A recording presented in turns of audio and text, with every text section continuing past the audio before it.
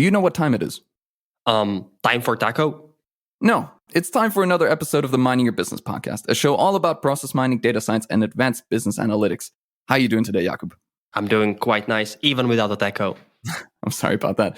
Pranay Jaiswal, Director of Customer Transformation at Celonis and former Director of Process Mining at Dell, joins us on the podcast today to talk about how process mining affects the high-tech sector, what customer transformation looks like, and how the US market is adopting a process mining approach.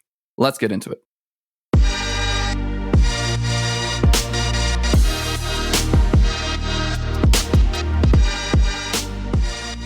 Hello everyone, we are excited that you tuned in back into yet another episode of the one and only podcast about process mining, Mining Your Business.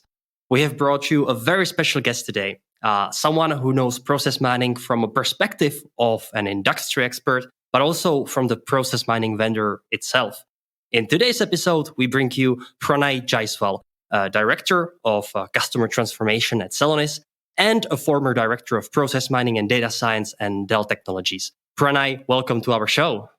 Thanks, Jakub. It's really a pleasure to have you here. And you've been for quite a while with Dell Technologies. Last year, you switched jerseys for the Celonis team.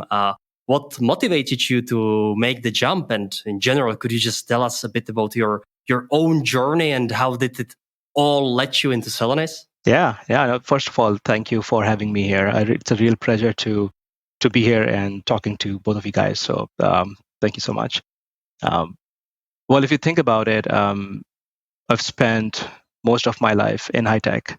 In a previous role, I was driving the process mining ecosystem for Dell Technologies and was able to drive end-to-end process visualization and transformation.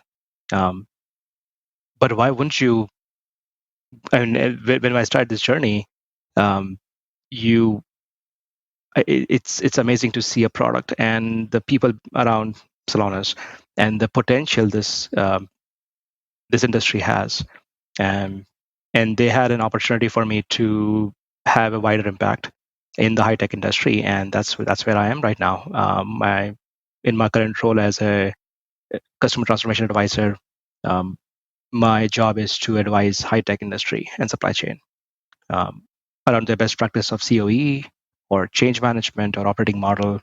And so we are the advisors for our customers, including use cases, including everything. So we also do COE as a service in case if there is a desire for our customers to have us own end-to-end. And that was an amazing opportunity for me to pass. So could you be somehow a little more specific how, for example, your day-to-day looks like? Because when I look at your title and your role, it says Director of Customer Transformation, and you're mentioning that you're helping these high-tech companies with adoption, but also like giving them some use cases. How would it look like for you when a customer approaches Celonis and they are interested in process mining in general, and you jump in with your role? What do you actually do there? So, I mean, I wear multiple hats, right? I mean, from selling a concept of process mining where people have never heard about process mining before. We have a pretty strong sales team, so a lot of times I don't have to do that work. But sometimes I come in as a sidekick to them and just help them, take them through what good looks like show them the art of the possible, or what you can be once you adopt process mining or EMS or Celonis ecosystem. What are the challenges it can overcome, right? From multiple places. And that's one thing and that's my personal passion, is how do we drive transformation across your company? It's not about a few core process here and there or SAP. It's not about that. Process mining is much, much bigger than just a few or SAPs or Oracles of the world. It is literally, it can transform your business. I'm very passionate about digital twin and creating a digital form of your business process. So sometimes I come in and up-level the conversation a bit and then show them the art of the possible with process mining or EMS, right? I mean, we have been doing process mining for the last several years, And EMS is where we are evolving. And how do we really execute? How do we give you the tools and bells and whistles to really take the right decisions at right time? And obviously, you can do that once you provide process mining capabilities across your core businesses. And everything is great. Like, you can put the tools in, you can put the people in. Like, that's where the COE concept comes in. So I start from there, and then my job is to make sure that we have a well-functioning COE with the right skill set of the people, with the right operating model, that they can work across business and IT and other stakeholders to really drive value. So my day-to-day job is to coach our customers on what COE looks like. How should the COE run, right? What are the skills that you need in every COE? Just to for the listeners who might not be well known with the abbreviation, COE stands for Center of Excellence, correct? It is Center of Excellence. It is a team that is the glue between your business and IT and everyone, who is in charge of enabling process mining and driving value from it, or working with the business in saying, guys, here's a product, now go use it, or these are the process opportunities we have seen from process mining. We would probably need to tweak here and there. So this team usually comprises of your technical guys, your product management, your solution architects, or sometimes customer value managers, where they look at the value and then they work with the business in figuring out, okay, how should you change your process? Now, you said some very interesting things that I would really like to pick up, and probably the first one I would like to mention and ask you. You said that sometimes you basically approach these people, and be it a C-level, be it a little lower level of middle management, who's deciding whether or not to even adopt process mining in the first place. And you're going in front of these people and telling them, you said that sometimes they don't even know what process mining is, and that you kind of have to educate them to begin with, right? Is there some? Yes. Sometimes. How do you do that? I wonder. How do you go in front of someone and tell them what the process mining is and why should they care? Right. I mean, sometimes people think it's a dashboard or it's just another Tableau. Or not that there's anything wrong with Tableau, but it is much more than a dashboard, right? Sometimes, even though they think, yes, it is a process, you can stitch your process together, but showing them how it can transform your business. What are the specific use cases that their peers have done in the industry, or showing them the value that our other customers have extracted from process mining, opens their eyes. And we have a pretty massive customer base, more than 1,000 customers. We have done more than 3,000 deployments, a ton of success stories out there that they can take inspiration from. So all those things, plus we have an amazing solution engineering team that really sometimes takes their data and show them real time. Okay, this is how your process runs today. That opens their eyes. Do a demo, show them the inefficiencies in their own process. That gets them say, okay, where do I sign? Right?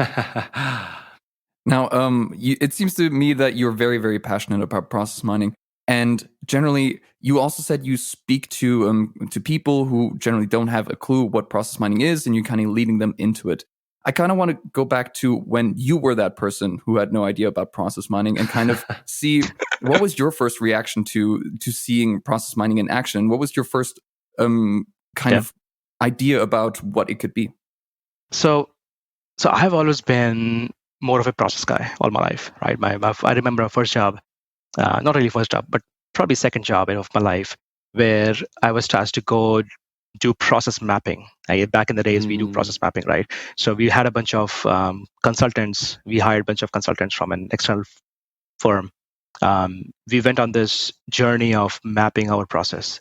Very big task of, okay, let's just map our all sales process and supply chain process and services process. So we did that. We went 6 months on the road. I'm not kidding. 6 months on the road, meeting a bunch of executives, people on the ground. You just name it. We did We sat in the rooms all day long, 15 hours. We use Post-its and sticky tapes. You just name it. We would do all that fun stuff with our consulting partners. And we mined all that data in Visio. We put that in one of the BPMN tools.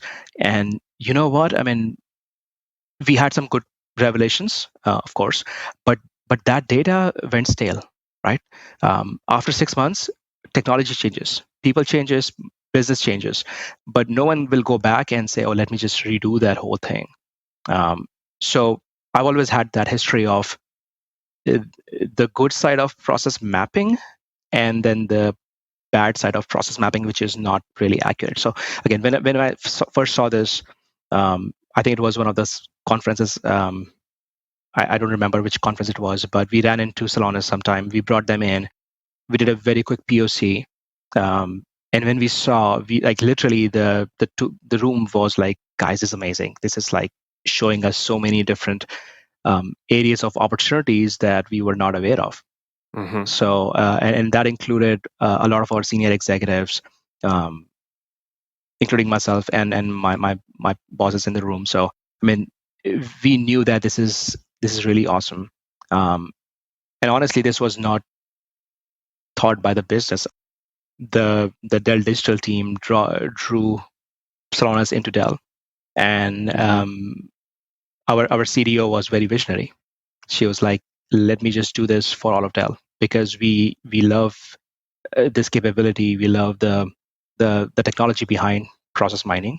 And yes, and the rest is history, where now Dell has a pretty solid expanse of process mining and data science capability across their ecosystem.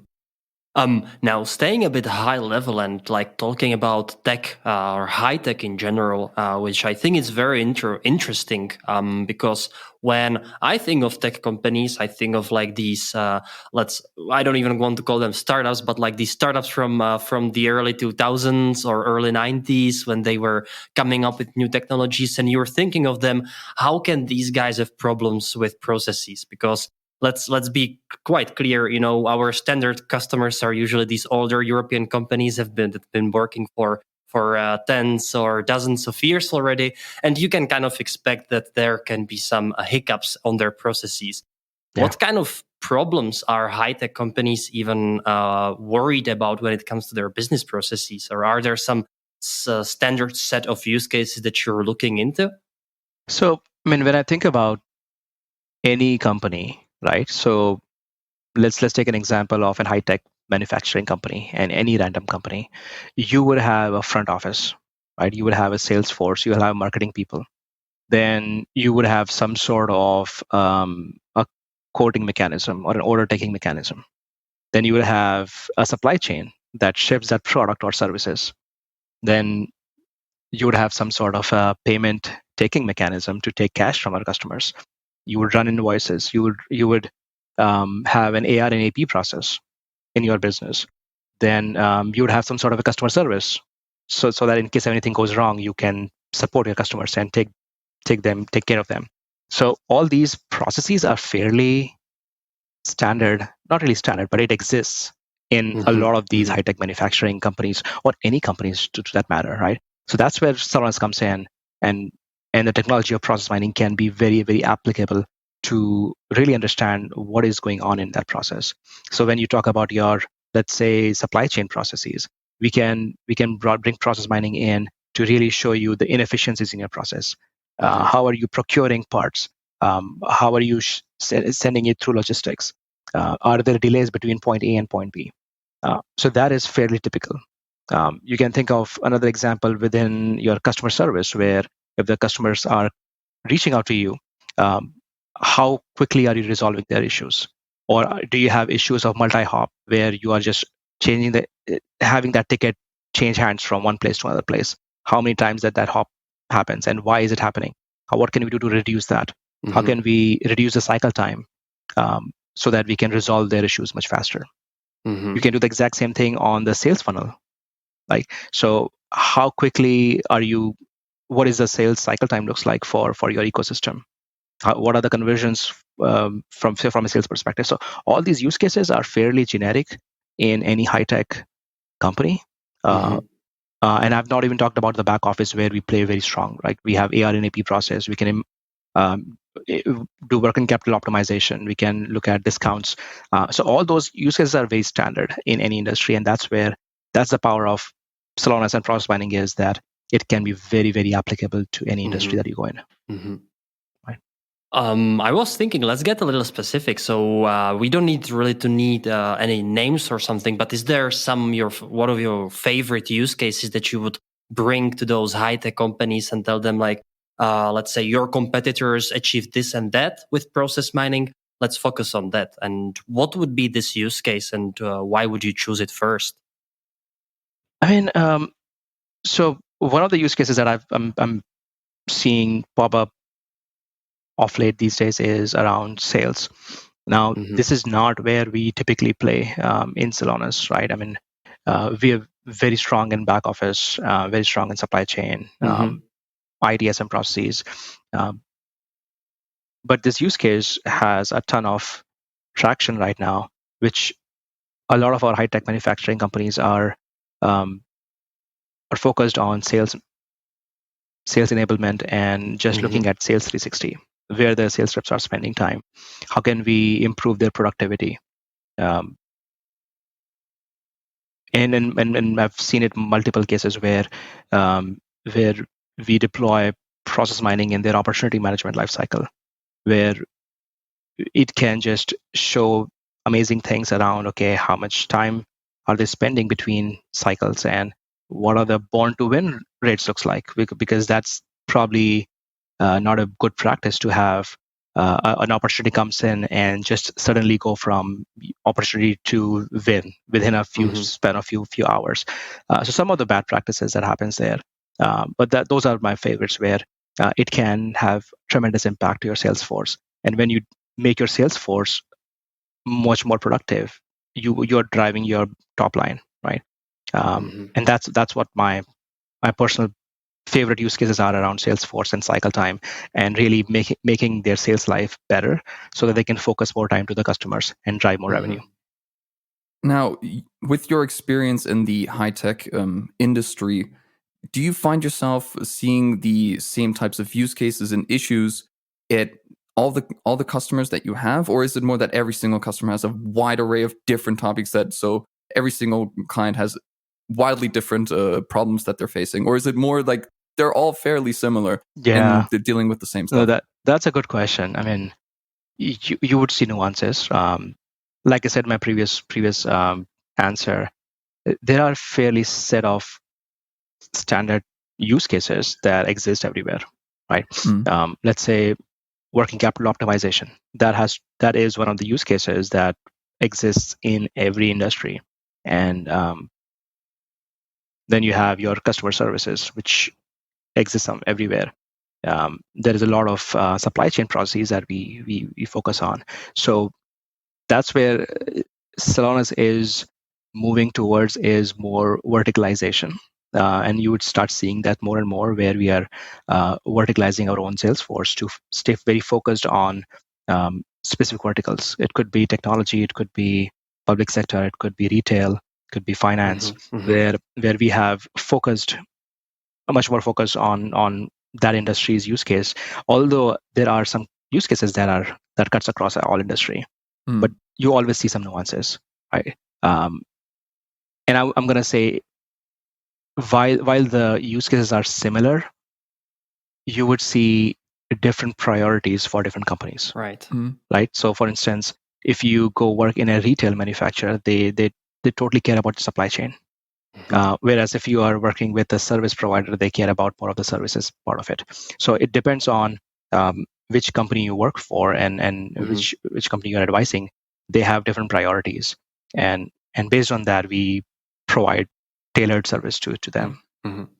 I will definitely go through a little checklist, like based on your own experience as being in our heading and spearheading the implementation, and also now basically being from the vendor side. So I will get to that a little later. For now, I also wanted to pick up on something you said, that you mentioned at the beginning, that you are somehow very passionate about this digital twin topic, and like creating a digital twin of an organization in terms of process mining. And I think this might be actually for the first time we mentioned this term in our podcast, unless I'm mistaken. We might have discussed it a little with Marlon Dumas in one of the previous episodes, but could you tell our listeners what a digital twin is, and why should an organization care about creating one? Yeah. Well, I think we should talk about it. This can literally be its own podcast. But digital twin is, I'm very passionate about this subject. Is how do we so every organization, like I said before, has multiple different processes. They have different value chains. We have a ton of data. I think the last time I was reading, we had like 60 or petabytes of data, or zettabytes. I don't know. I just ran out of terms these days. Like a ton of data, and data exists in silos, right? So you have sales data, you have order data, you have back office, supply chain. Everything is different, and they're all trying to do similar things. They're all trying to analyze data, drive data science, and become more predictive on their own. And the magic happens when you provide process mining capability on it. You can really look at the process, and then when you connect them end to end, it becomes a digital function or a digital copy of your business process. And once you connect those things together, and Celonis has a capability called multi-event model. We have Signal Link, where you can connect all these things together. That gives you literally an X-ray into your process, which is connected end to end. And now you know that, okay, if I am getting this opportunity from my sales funnel right here, can I track this end to end and see how it moves through my sales channel, and how it goes through my quoting and ordering process? And when I'm shipping this product out, was it delivered or not? And then did I get that cash from the same customer? Did I pay that customer or not? So you have now an ability to track this end to end. And once you have that digital piece together, you have more economy of scale as you go through a data science experience. You can put your data scientist on it, and then you can become more predictive. Whereas in the past, you had those siloed boxes, and everyone was trying to achieve the same goal, but in their own silos, which was hard to break. So this is liberating that experience, and Celonis is trying to create that digital twin. Not really that's the only motive, but that's one of the side effect of Celonis, is that you get a digital twin. You can use our own action flows to automate your process, or we have an ML workbench, which is fairly strong, that you can bring your data scientist in and then become more productive and drive your AI ML use cases on it. What are some of the biggest challenges you face? Because when I hear, petabytes of data and putting that all into process mining, and from all parts of the business, from what used to be silos, what are the biggest challenges in succeeding in displaying an end-to-end process in this way, creating this digital twin? So I think I'm going to take this question slightly differently. I think the challenges are multiple, right? There are some obviously technology challenges where you have to have a scalable platform to handle that kind of load. You need to have a scalable architecture, scalable vendor who can actually make this happen, because you're talking about billions of rows, right? So there's a technology aspect to it. Then there is a people aspect, which is, if not one of the important, but the most important thing is, like, you have, let's say we did all that work. Let's say we made a digital twin. It's amazing. It's useless if you don't use it. You need to have people and aligned with the strategic goal. Like, I always talk about, why should we do this? How do we have an exec sponsor who has a very specific mission and goal to make things happen? So when I think about this question, I think about reasons why we don't get value from an initiative. And one of the biggest thing by far that our customer tells us is, having or not having an exec sponsor really makes or break the situation. Have to have an exec sponsor to be successful. Have to have a specific goal, a key strategic goal that you're trying to hit. And then obviously there is a technology aspect, which I think we can get through it, but I think a lot of times people forget the people aspect and the change management aspect, which is very important. Yes. Bring people together, driving them towards the same cause, because you can have an amazing car, but if it's worthless if it doesn't run, or if no one wants to drive it, right? So, and that's where I think the biggest challenge is not the technology. I think we have smart engineers who can figure things out. We can put more platforms, we can dedupe things, but it's the people that I think I've seen so many times where we've done all the hard work, but no one is using it, or they think it is a dashboard. So that's the toughest challenge, in my opinion. Yeah, I think this is one of the repeating themes of our podcast, and that we keep bringing back and back. Let's also hear your note on this. So let's say that you are this organization who already spent the effort, time, and money on creating a nice and up and running process mining platform, and yet the people are not using it. And I've been with the customers like that. I think all of us have. What do you do? Well, you start with best practices, right? So that's where I come in, and because I've seen that story multiple times, I know what not to do. So we say, guys, form a COE. You need that. Find an exec sponsor. You find a strategic goal that everyone is aligned to. Then you train the people, enable them to use the right tools, and then show them the way. I think if you do these things, you'd be successful. You need to have a champion. You need to have someone who can drive this at the ground level with the technical team, with the business teams, and have a COE. Having a COE, you have a governance model in place where you are meeting with the exec sponsors on a weekly basis, or not weekly, monthly basis. And then your ground team, you're working with the core team on a weekly and daily basis. Like having that governance structure, a COE that drives change, then an exec sponsor who is aligned with the COE with a target in mind. These are three things I would say, the critical things that will drive value from any implementation. It's not just process mining. You just take any transformation effort, any digital transformation, you probably need these three things to be successful. Now, Pranay, about I think it's a couple of months. I think it was the last year when there was this commercial in US running around for Celonis that there is $10 million trapped in your business, and Celonis can actually help you get it. Have you already been with a customer that actually got to this let's say momentum, or not real momentum, but to this threshold where they actually got this, and how did they do that? So the last time I heard from Alex, I don't think we had to pay anything. Like I think they always saw some value in their trapped value. Yes, I think that's great. And it was before my time I joined the company, but yes, I was literally in your shoes. I'm like, yeah, that's amazing. I'm seeing those ads from like Wall Street journals to everywhere. But that's the crazy part of process mining. You always see those trapped values. No company runs at 100% efficiency. I think some sort of like 20 or 30% is where the maximum threshold hits. And then when you enable execution management system, that's when you open the floodgates. And one of my customers, who I would not name, but I loved her theory around hidden factories. She said, it is like a hidden factory. It never existed. Once you put Celonis in, you have all these crazy pool of people that you thought, oh, they're working on some either non-value added activity or you're wasting time. But now you suddenly have this hidden factory that you never knew existed. Wow. That's pretty cool.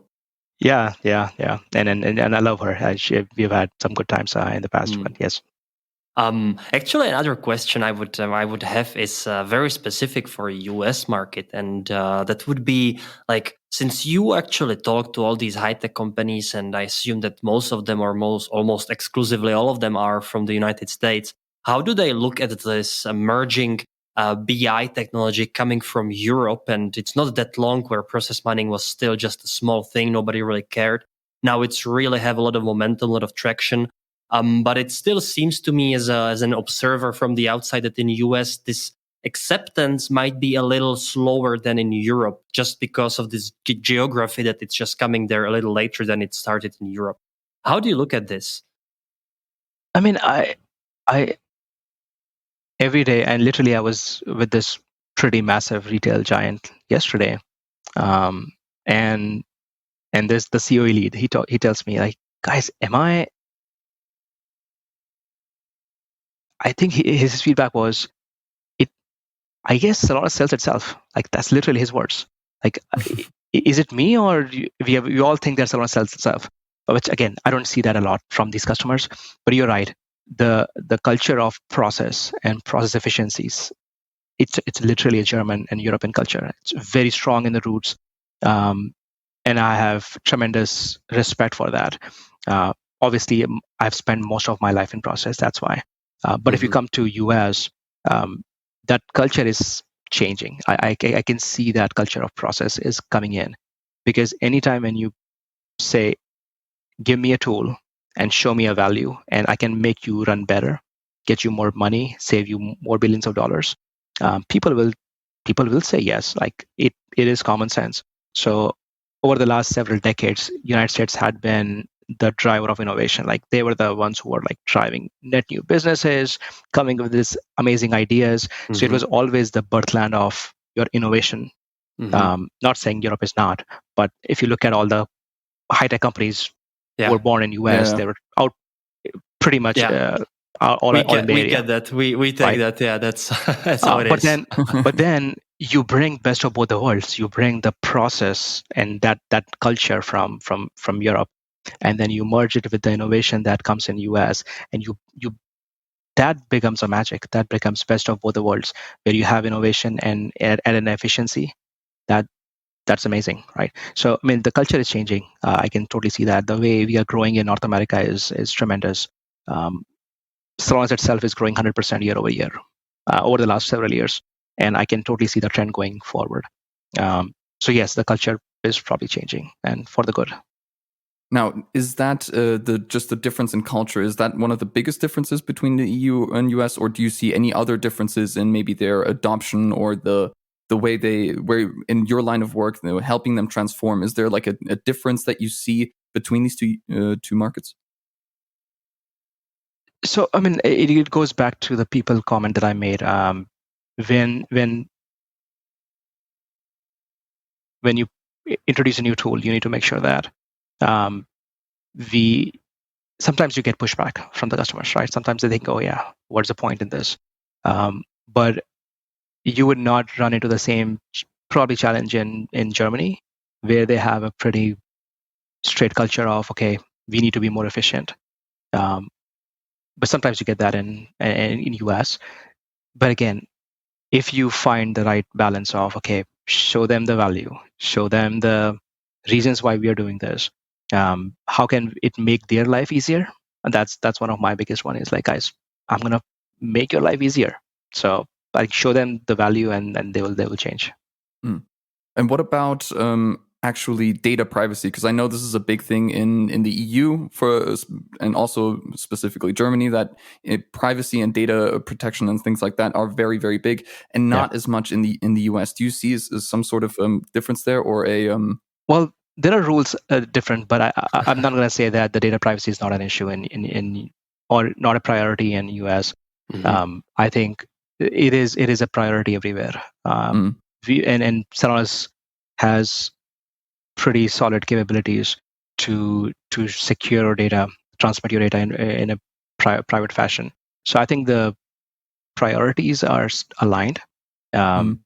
We may have different rules in Europe around GDPR regulations that may not exist in US. But if you talk about priority, I think it's one of the key elements in every implementation I go in. That is one of the biggest thing is, okay, show me your privacy protocols, how secure you are. Are you encrypting your stuff or not? Like, what is the TLA compliance or TLA compliance looks like? So we and I've personally went through a pretty massive checklist in my previous role. So I can tell you that is a fairly one of the biggest thing on my mind whenever we pull in any new vendor is going through the checklist of things. So yeah. Right. Yeah, I can imagine this can be quite a headache for security officers that need to check all the compliance in the world. The ISOs are it's It's a hell. Let's be quite honest, but it is Yeah, and necessary for sure. with the growing needs of crypto, I don't know how we'll take the crypto payments, but yes, I think that's the next wave of payments. It's okay. Can I pay by my bitcoins? I'm like, yeah, we'll see.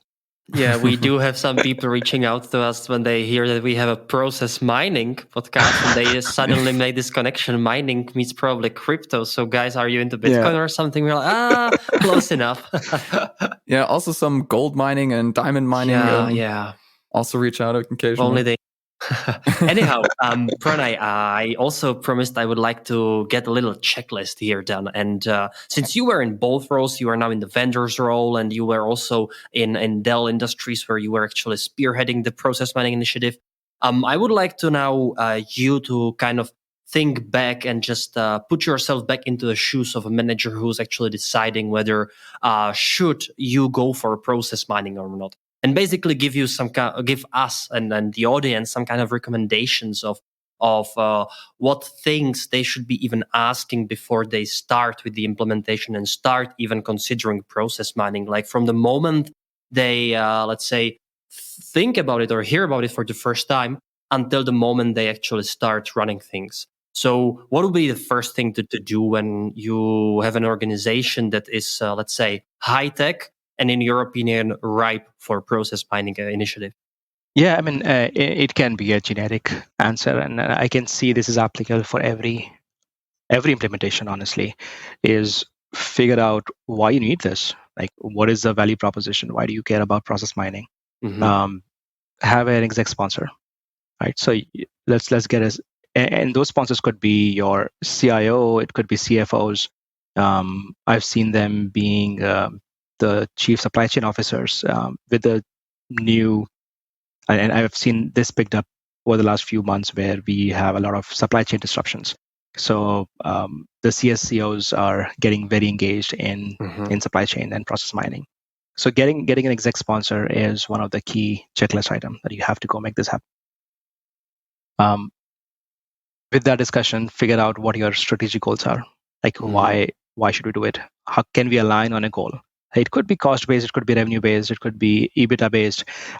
Any goal that your CEO cares about, right? And your champion can be CEO too. Like we have had multiple CEOs discussions where they are very passionate about the subject. So, so do that, and then you bring in your technical guys in, right? You bring in your technology platform guys. Make sure that we can run through our technical checklist of privacy, security. You look at your data and see what are the different use cases you can deploy process mining in. What type of data do we need? What type of think about on-prem versus cloud, right? I think we would definitely want to stay cloud because of the agility it provides. It provides a lot of data science real-time capabilities. So make that decision whether you want to go EMS or on-prem. And obviously you can, from there, figure out, okay, if I were to do this, should I be doing it myself or leveraging on my SI partners, or should I be doing, give it to Celonis, right? So these are some of the checklist items I would definitely do. What, in your opinion, are some of the hallmark of a company where you would say they're almost there, but it's still a little not mature enough for process mining? Is there such a company? Have you come across this yourself? And what would you say is one of the biggest notes that you could say, yeah, as long as you don't have this, or maybe you need to kind of transform your business more before process mining really makes sense for you? Yeah, unless you are working, I don't know, man. Unless you're working paper-based companies where we don't even have a digital trail, I think we can make anything happen as long as you have data, right? So I always think about if you have a data, meaning if you have a unique identifier, if you have a timestamp and an activity, these are the three things you need to make it happen. So as long as you have non-paper based business, it is applicable.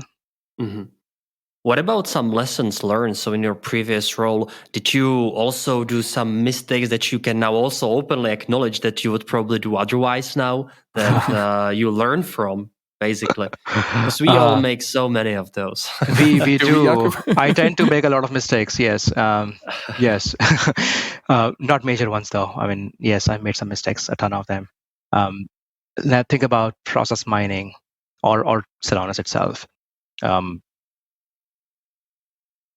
gonna say sometimes you underestimate the power of it. I mean,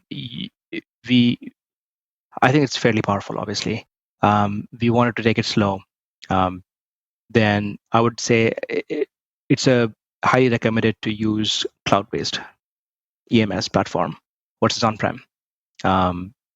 Obviously, it gets you the agility. It takes out a lot of data engineering activity that you have to go through if you make it on-prem.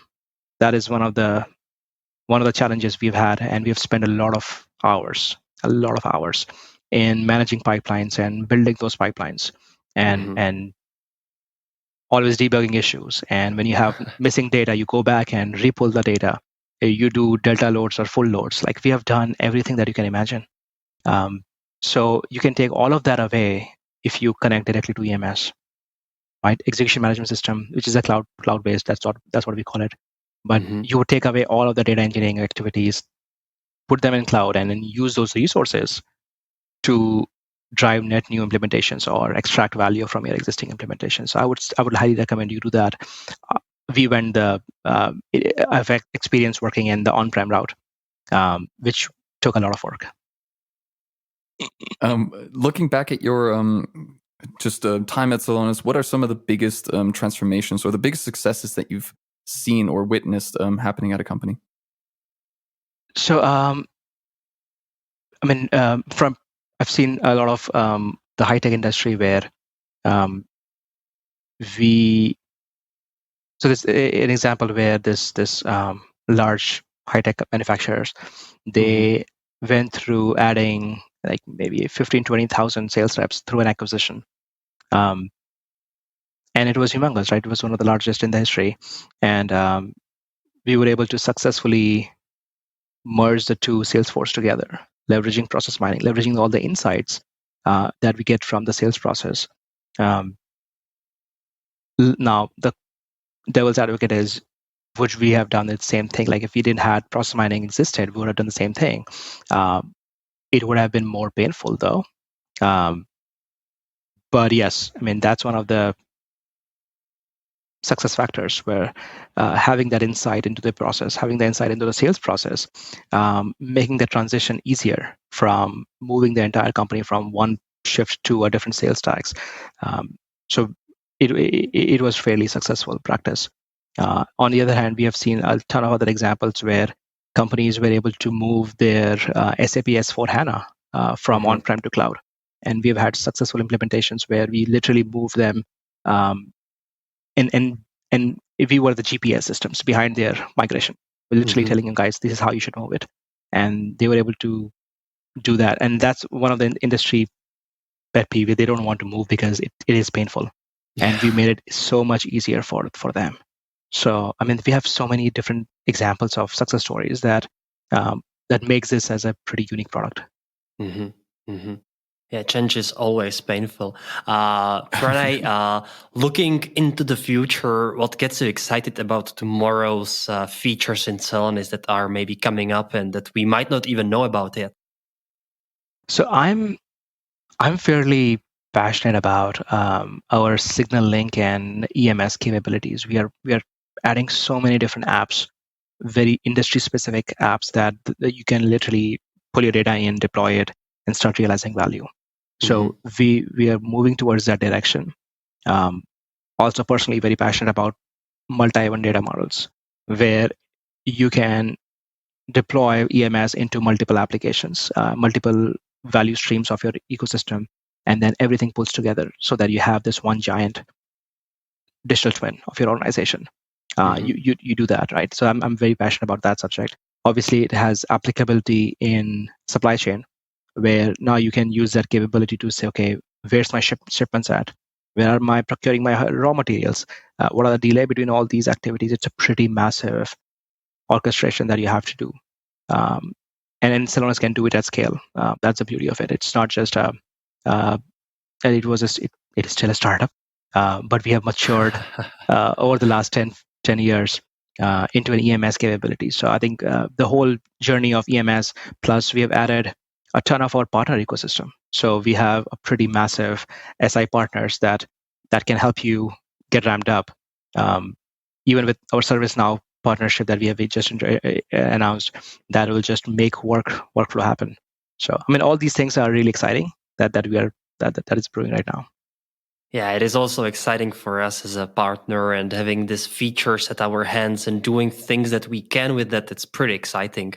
Pranay, thank you very, very much for coming to our podcast. As usual, it's been a lovely discussion and hearing these opinions and how things are going also on the other side of the ocean, because obviously we are operating and recording from Europe right now. Having you joining us from Austin, it's been a great pleasure. Thank you very much. Pleasure is all mine. Thank you, guys.